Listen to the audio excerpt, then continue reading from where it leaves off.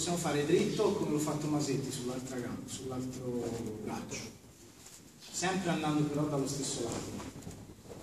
Il lavoro deve essere, la prima chiusura è fondamentale, qui.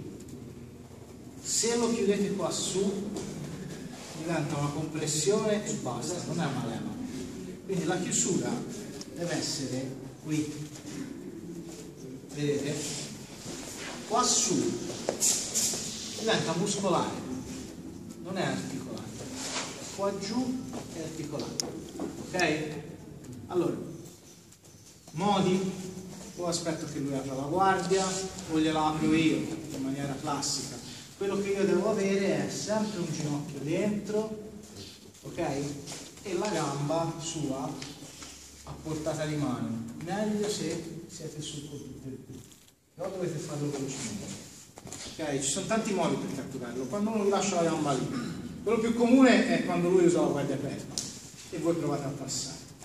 Quindi siamo qua, io sto provando a passare, entro dentro, afferro, giù, piede, lì. Arriva sempre, quello è Mimmo, vieni. È un rottame a 25. Cosa?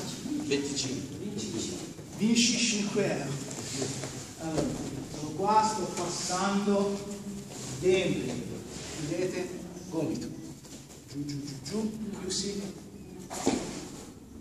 Piedi, basta il piede. Laterali, perché laterali? Avete molte escursioni. Qui, ok? Laterale, mano che schiaccia la tibia. Io afferro il kimono, potete afferrare qui prima. Se afferrate qui, ruotate, non avete più il taglio, ma avete il piatto. Quindi io preferisco il taglio.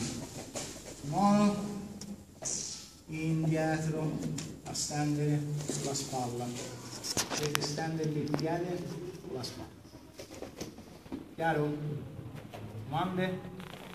Dai, un po' questo che dovete fare.